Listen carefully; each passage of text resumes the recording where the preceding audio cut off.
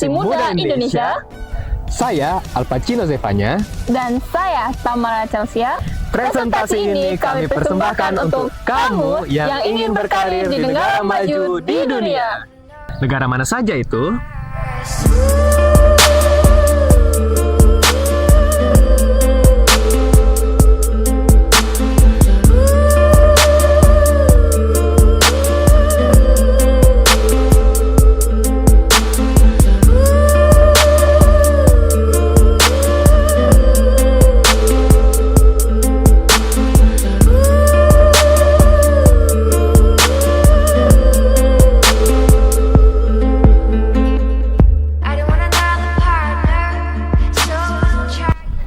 Menurut Undang-Undang Nomor 18 Tahun 2017 mengenai Pelindungan Pekerja Migran Indonesia atau yang disingkat sebagai PMI dan dulunya dipanggil dengan TKI, Tenaga Kerja Indonesia.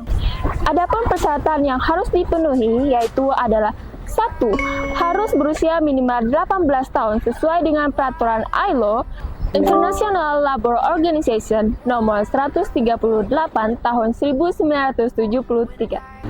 2. Kami akan mendaftarkan Anda ke Disnaker sesuai dengan domisili KTP Anda.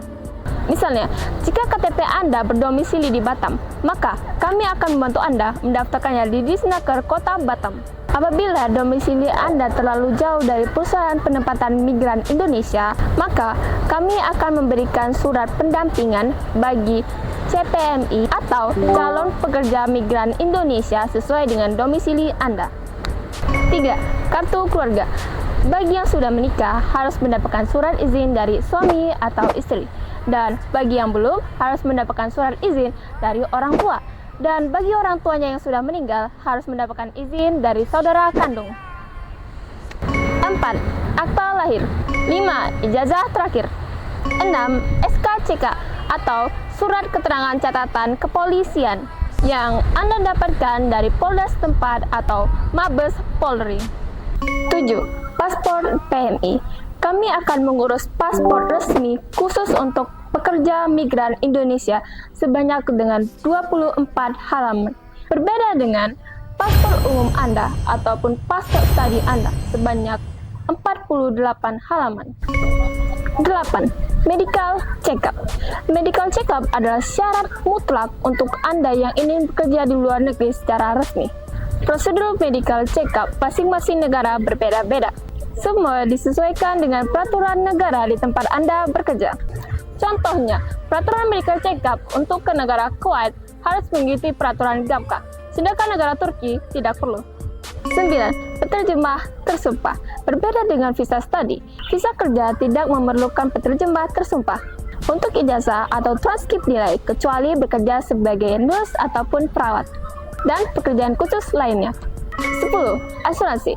Untuk asuransi perjalanan, kesehatan, dan kecelakaan kerja akan diproses oleh negara di tempat Anda bekerja. Namun, Anda juga harus daftar di BPJS Ketenagakerjaan.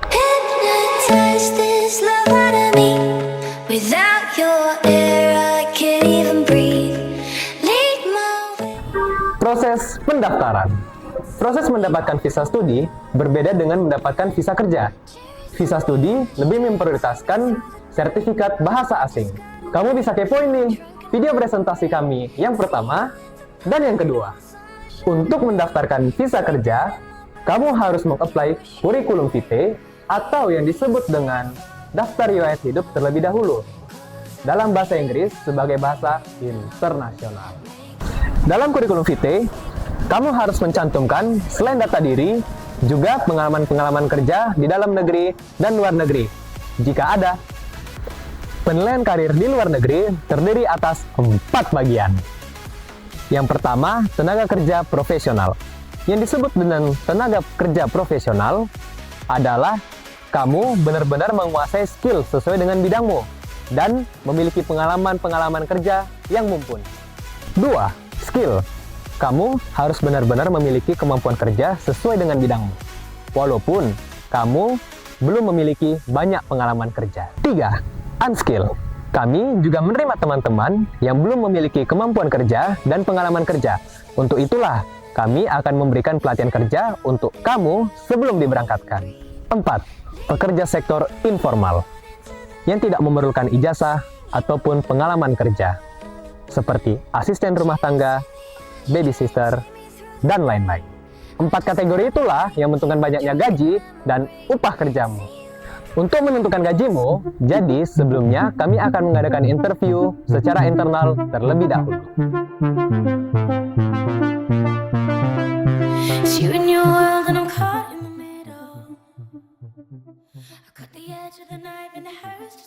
Pelatihan terdiri atas 2, pelatihan bahasa dan pelatihan kerja.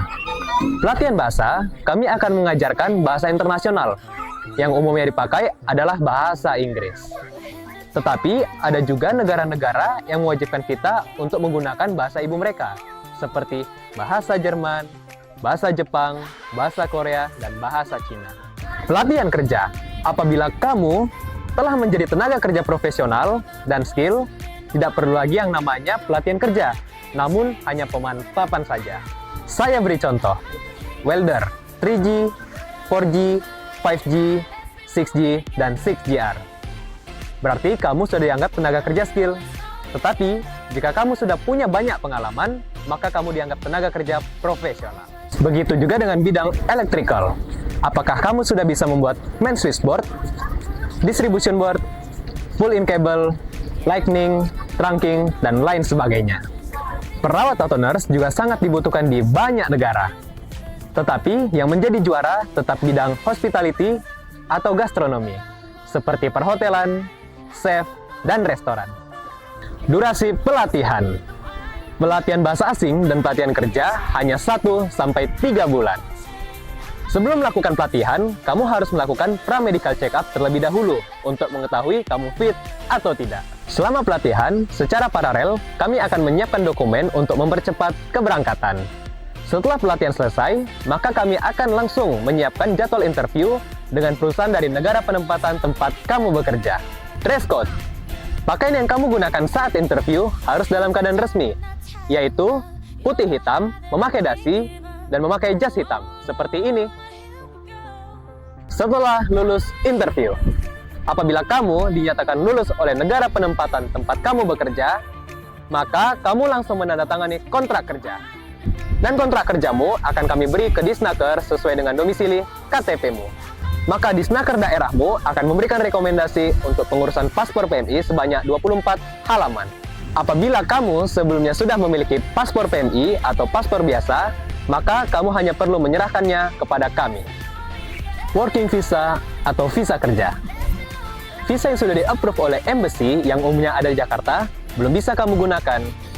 Kami akan melegalisir visa tersebut ke Kementerian Pertahanan dan Kementerian Luar Negeri. Ingat, sembari kami melakukan legalisir visa kamu ke Menhan dan Menlu, jangan lupa agar kamu melakukan full medical check-up di klinik yang sudah kami tentukan.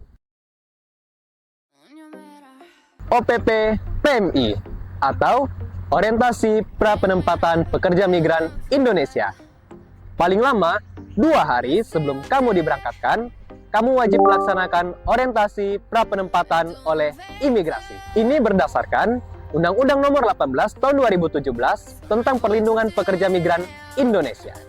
EPMI yang dulu disebut sebagai EKTLN atau Elektronik Pekerja Migran Indonesia. Setelah orientasi tersebut, diterbitkanlah EPMI oleh KP2MI. Ini menjadi bukti bahwa kamu resmi menjadi pekerja migran Indonesia. Setelah EPMI keluar, maka kami akan mengurus tiket pesawatmu ke negara tujuan dan juga penjemputanmu di bandara dan mengantarkanmu ke perusahaan-perusahaan tempat kamu bekerja. Jadi, aman bukan?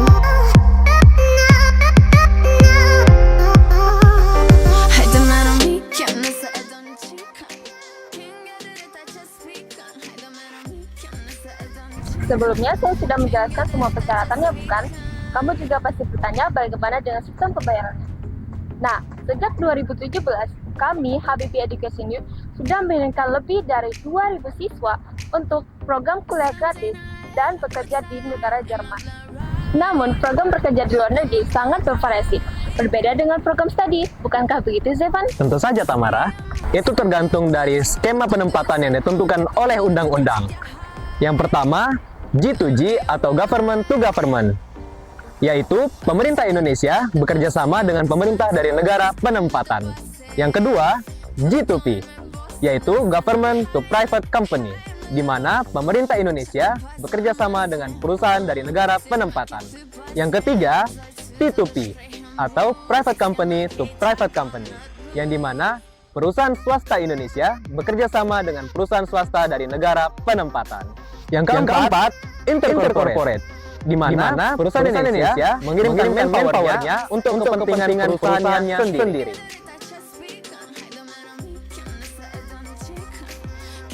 Berkaitan dengan pembayaran, program G2G keunggulannya adalah jauh lebih murah dari P2P, tetapi pilihannya kurang bervariatif. Sedangkan program P2P jauh lebih mahal daripada program G2G, tetapi pilihan karir jauh lebih banyak dan jangkauan negara tujuan jauh lebih luas. Saat ini, tahun 2025, biaya untuk program kuliah gratis dan bekerja di Jerman adalah 38 juta. Untuk bekerja di luar negeri, bisa lebih, bisa kurang, tergantung dari penilaian karir kamu. Apakah kamu profesional, skill, unskill, atau informal. Namun, untuk start awal, kami akan mengenakan biaya 1 juta rupiah untuk biaya pendaftaran kamu, di mana uang tersebut kami gunakan yang pertama, mengajarkan kamu membuat CV yang benar dalam bahasa Inggris, dan disesuaikan dengan negara penempatan kamu. 2. Mencarikan pekerjaan yang sesuai untuk kamu. 3. Memberikan konsultasi dan buku-buku panduan sebelum pra-medical check-up, pelatihan, pemantapan, dan full medical check-up. Ada kalanya perusahaan penempatan tempat kamu bekerja menggratiskan biaya penempatan, biaya tiket pesawat, dan biaya penjemputan. Tapi ada juga yang tidak. Berdasarkan Undang-Undang Nomor 21 Tahun 2007 tentang Tindak Pidana Perdagangan Orang atau yang disingkat dengan TPPO, yang bertujuan untuk menghindari kejahatan yang melibatkan eksploitasi manusia untuk tujuan komersial. Dan kejahatan transnasional ini sangat melanggar hak asasi manusia. Yuk, join bersama kami agar kamu terhindar dari pemaksaan, penipuan, pengancaman, penculikan, penyekapan, dan kejahatan TPPO lainnya. Daftarkan diri Anda ke alamat yang tertera di sini. Atau hubungi nomor di bawah ini. Semangat! Pulang harus jadi juragan ya! Sangat mudah bukan? Bukan human trafficking.